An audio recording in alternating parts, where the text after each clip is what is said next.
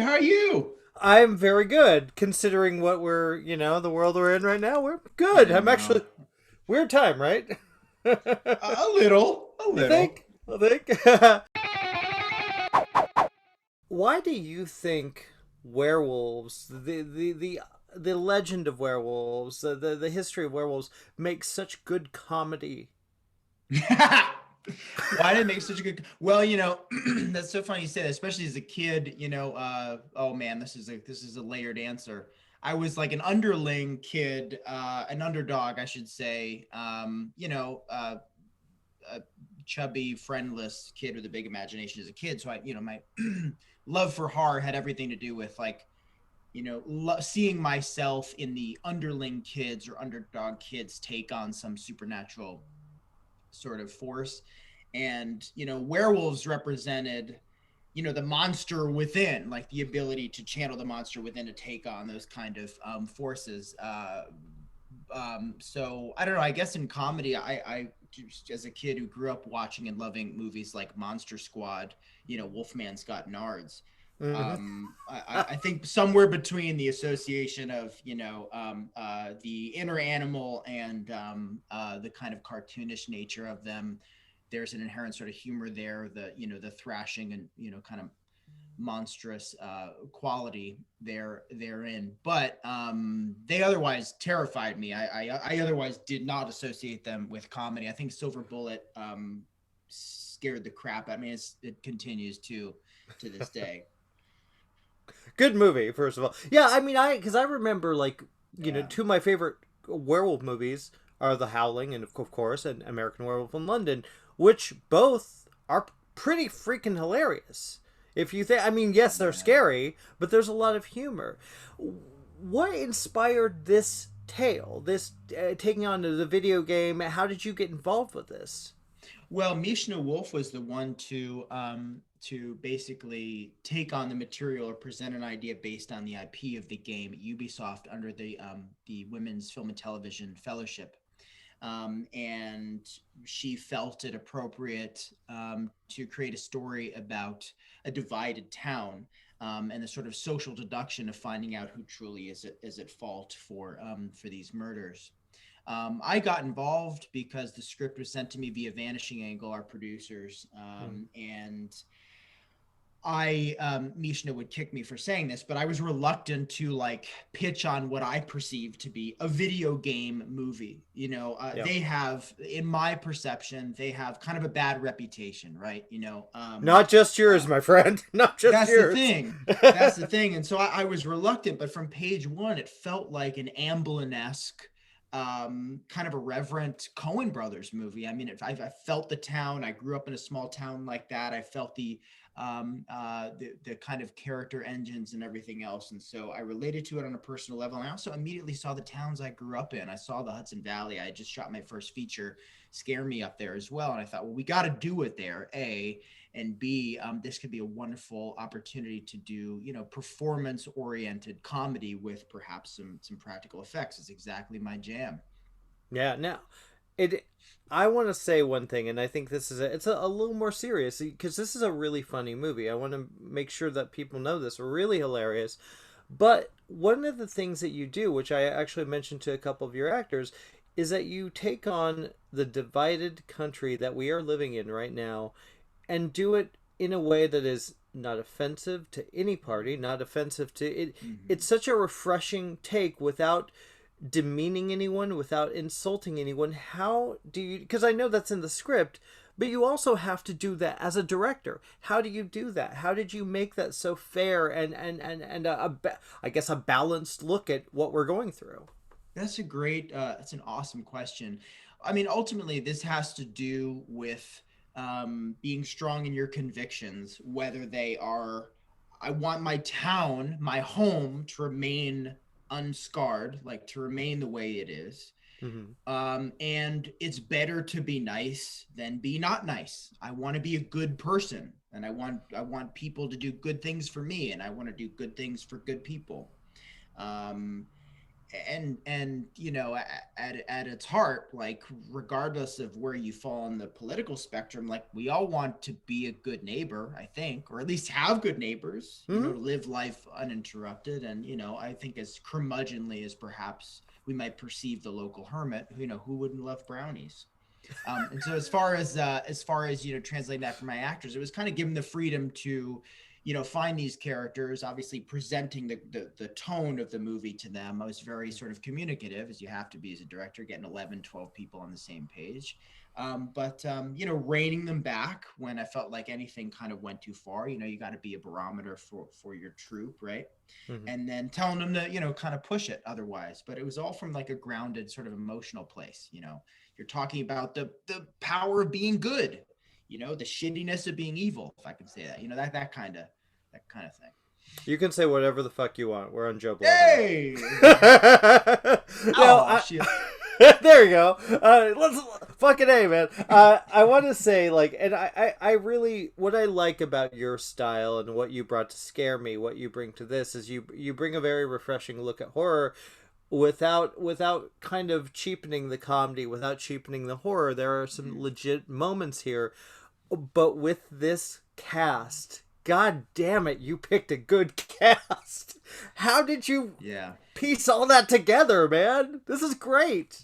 Well, it's so funny. I'll continue repeating this sort of this initiative I had. I had a first of all, I had a no assholes policy. So I told my casting director, I said, first of all, Gail Keller and Ubisoft, I said, I don't want anyone to come on set that might, be a bit too strong reputation wise of a bully. Mm. And B, I did want actors who ideally had worked together before, like George Basil, for example, who played Marcus. George and I go way back. We've known each other since the College Humor days, way, way, way back. Even I'd say even further back than that. And No. George is such a great sort of disarming presence. So I went, well, George. I want George to come in the middle of nowhere. He's great. He'll make everyone feel welcome. He's funny as hell, charming, all this stuff, magnetic. And then you kind of branch out, for ask the actors, hey, we're going to be in the middle of nowhere. Who do you want to play your spouse? Who do Oh. you want to play your partner? And Ubisoft gave me the freedom to sort of to let my actors do that. So George said, well, have you heard of Sarah Burns? And I was like, Sarah Burns, oh my God, she's hysterical on Barry, as one of 3,000 examples. So we get Sarah Burns aboard. I say, Harvey Guillen, who would you like to play your husband? And he said Cheyenne Jackson. I go, oh my God, I wouldn't have thought of Cheyenne Jackson. I saw him in All Shook Up when I was, a teenager, and loved him, thought he was so cool. And so here we got Cheyenne. So also, what you're building as a family, your actors have someone, that they have inherent chemistry with, or that they've wanted to work with, and that, you kind of build out from there. And then, I mean, Sam is our leader, our producer, our, hero protagonist from the get-go. And so, this you can't ask for a better human being to kind of firefly in, moth to the friendly light, the rest of this ensemble. And that's kind of how it worked out. And also, I mean, someone like Michael Chernus, just as, a sort of standalone example, that's someone who's been a comedic hero of mine, an actor hero of mine, who has a career I've wanted to emulate as an actor for a long time. I said, I want to work with you. What can we do? Who do you want to play? Oh my gosh. That's absolutely brilliant to cast a movie like that. You're bringing in the good, and because you're spending all this time basically trapped together in a Yeah. snowy location. Yeah. What was obviously you did this with Scare Me. What is the positive, the pro about doing a film like this where you're all kind of stuck together with a bunch of people? Well, inherently, you've got to face each other, live with each other, that you're building chemistry inherently, kind of whether you like it or not. If you have to see them in the lobby in the morning, or when you take the van home at night, that kind of thing. So that's pretty great, but again, it's beyond that, it's knowing that these actors not only perhaps have, to some degree, like live performance experience, which helps, Yeah. inherently you've got to be inherently collaborative, A, or B, just again, like, good people. Like, I know you're like a good person. I know you don't carry a gun and fall very harshly on one end of the political spectrum, as an example. Mm. You know, and so from there, what you have is a cast that ends up going, oh my God, I've never had an experience like this. This cast is so loving. This cast is so giving. Everybody is so kind of cool. And that's also my role too. It has a lot to do with my role as a director. It comes down from Mm. the top. You know, if I was a D bag, it probably would have felt differently if I was sort of antagonistic, but I wouldn't have it any other way than have kind of an open armed sort of troop experience. And that's what we ended up with. It worked out well because, this is about people being trapped together. Well, the thing is that you're definitely not. And you can say douchebag. You could go I all mean, out, man. I wanted to say dick bag, and I was like, well, it's a Oh, little early. Let's see what I time. like Yeah, I dick mean, my bag. time, Dick bag 10:09. You could works. say dick bag. You don't want a dick bag on set. I mean, I don't know. That is that every time I talk to someone about you specifically, that is what people they're like. This is just a lovely human being, just excellent to work with. What and that translates on film. You can see with this cast, there's a genuine like camaraderie here. Mm. What was the most challenging thing? I think it's challenging just to talk about the film in a way because you're dealing with the title Werewolves Within and what that encompasses. You don't really want to tell them too much because it's not quite what werewolf fans will expect, I Mm-hmm. guess you could say. Is that tricky to kind of let's promote this film? It's called Werewolves Within, and if you don't know the game, you're gonna be in for surprises. Well, it's not terribly tricky. I mean, when you really look at it, ultimately, I think folks will be satisfied. To Yeah. certainly to a degree, it's like you're going to get what you think you're going to get. A, but B, this is a movie about the monster within us all. If we're going to Yeah. be like really kind of blunt about it, and so no, I don't think there's anything too tricky about kind of relaying much about it otherwise. Well, it's funny because I'm watching it thinking, is this what I think it is? Is it what? And I like that kind of energy. Now, one of the things that you do deal with when you do deal with the horror, and there is some really legit good horror, legit scares here. Is that easier for you? Because comedy is hard as it's in itself. To direct comedy is hard. Do you find the horror easier to direct, or do you find them both equal?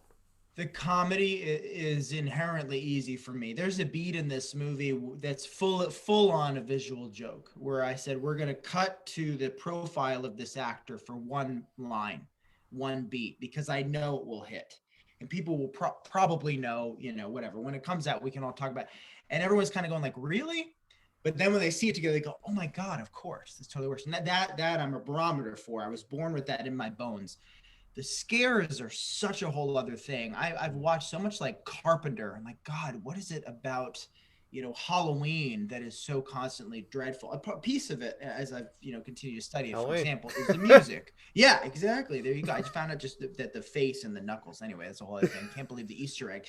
But that chemistry, literally, like speaking as a chemist, is still difficult for me. I totally was like, not a duck to water with Scare Me insofar as like some of the, some of what I intended to be, sort of bigger scares. It's more sort of inherently dreadful. But here it felt a pinch easier by the circumstances. The setup. This is intentionally about, in some ways, creature attacks and the like. Mm-hmm. So, you kind of find what might work there, but yeah, building scares are tough, and I'm still a student of it, and I'm fascinated. I want to keep going, but I also want to continue to make stuff in the genre that's like genuinely funny and legitimately scary. So if I can do both without getting caught trying to be funny and getting caught, trying to, pull the cat jumping out of the cupboard thing, cheat scares, then I'll be okay. What now? You mentioned Carpenter, and I love the fact that you mentioned Carpenter. I'm a fan. What are some of your favorites besides Halloween, like The Fog, Prince of Oh, Darkness? Is there anything that sticks out? Criminally, I have not seen Prince of Darkness. Criminally, I've seen and I also like recently. I also didn't even know that Toby Hooper directed a movie called Life Force.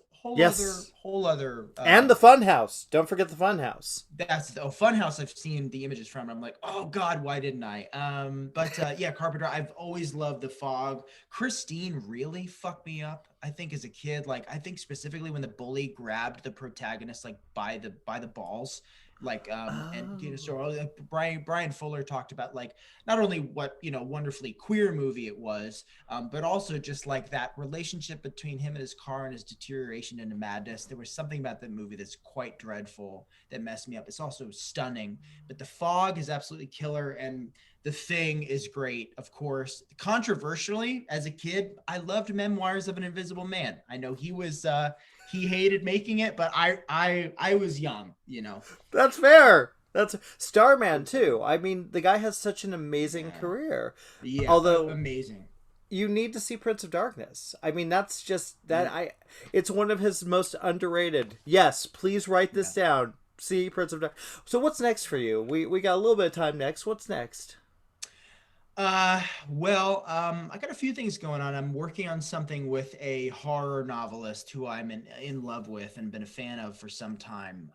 So trying to work on a TV series project with him, and I do want to take a swing at the sci-fi genre. It's something that's sort of, as irreverent as Werewolves Within, but feels like sort of, the more irreverent, kind of slightly darker, sweeping sci-fi film, like my swing at that. So I'm working on something in that kind of world. And if anyone would give me a swing at a take on Darkman, that is my dream. My dream is to play in the Darkman space, because we need a horror hero. We do, and I think you would be a perfect fit for that. I think that. Thank you for saying that. Are you favorite movies? Yeah, I was gonna say that movie's a one that I think is a bit underrated, because I think it's one of those that wasn't really respected when it came out, but now it is. It was positioned to be kind of as Mick Garris says, it's like a gutter genre film. Like I remember it kind of being you sort of start watching it, or you look at the VHS and you expect it to be a lot of like naked breasts and gruesome gore, but it's not. It's kind of like it's a darkly comic superhero movie about like the Phantom of the Opera, basically. And I think there's a really awesome a version of it that can take everything a bit further with keeping that that zip and originality. And I'd be stoked to play in that sandbox. So if you know anybody, Dude, it was awesome. This was a great conversation. Thank you so much. I'm a fan, man. You're really a talented guy. I'm a fan of you. Thank you. Thank you, brother. Really appreciate it.